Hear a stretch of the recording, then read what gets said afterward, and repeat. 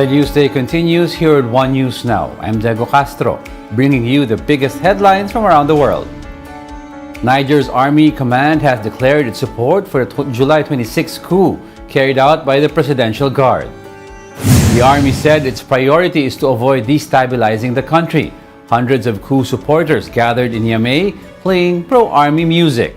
Some even waved Russian flags as a resentment towards former colonial power France and its influence in the region. Meanwhile, at Bazoum's party office, hundreds of people set fires on vehicles and buildings. Others looted motorbikes, chairs, and other supplies from the building. Notre armée, nous avons toujours cru à l'armée, malgré qu'ils ont créé toutes les conditions pour déstabiliser cette armée. Aujourd'hui, nous pensons que l'armée, aujourd'hui, en prenant le pouvoir, créera les conditions pour que l'armée retrouve ses valeurs d'antan.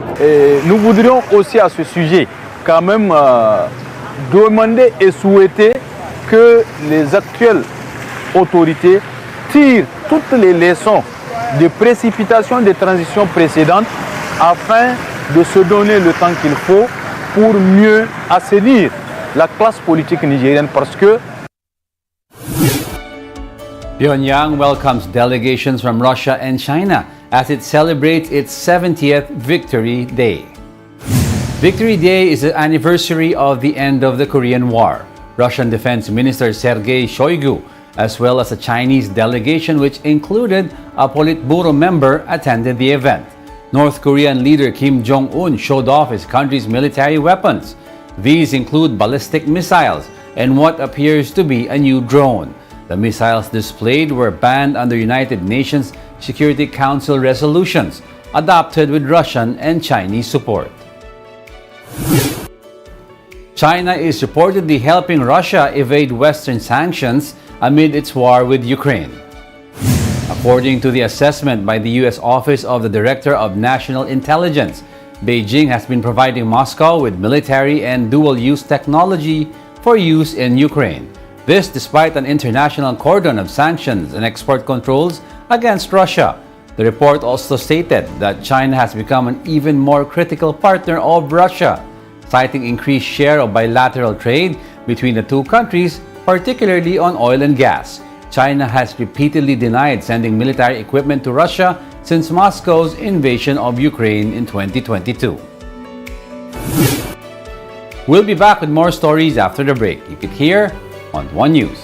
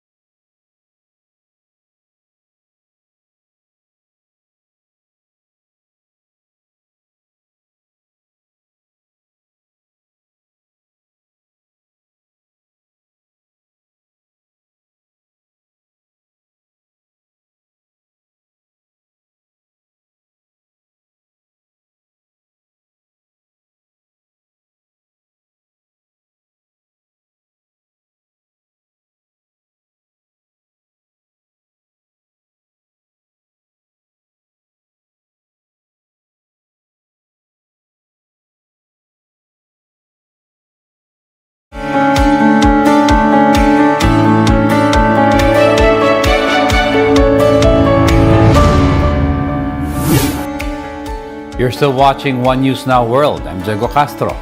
Donald Trump's lawyers meet with the justice officials investigating his attempts to overturn his 2020 election defeat. On his Truth Social platform, Trump said his lawyers explained to the Justice Department that the former U.S. head had done nothing wrong.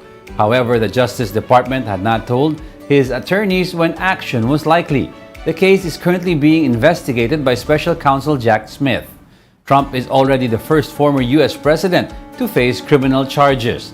Any indictment in the election case would represent a second round of federal charges from Smith. A wildfire triggers explosions at an ammunition depot in Greece. Powerful explosions were heard from the depot in the coastal town of Nigerien on Thursday. Thick plumes of smoke were seen billowing into the sky as helicopters gather water to douse the flames. Greek state media reported that the ammunition depot belonged to the Greek Air Forces.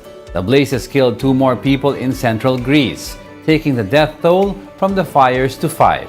Prime Minister Kyriakos Mitsotakis called for more steps to combat the effects of climate change. The month of July is set to become the world's hottest month on record.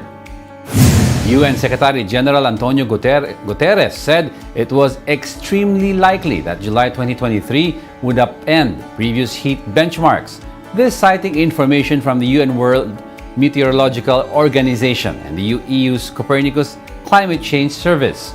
Guterres added that global warming is a thing of the past and that, quote, the era of global boiling has arrived. To address this, Guterres called for a course correction of the global financial system. Many banks, investors, and other financial actors continue to reward polluters and incentivize wrecking the planet. We need a course correction in the global financial system so that it supports accelerated climate action. That includes putting a price on carbon and pushing the multilateral development banks to overhaul their business models and approaches to risk. And those are top world headlines of the hour. Join us again at 9:45 a.m. as we continue to monitor the day's biggest stories. I'm Diego Castro. We are One News. All sides, all the time.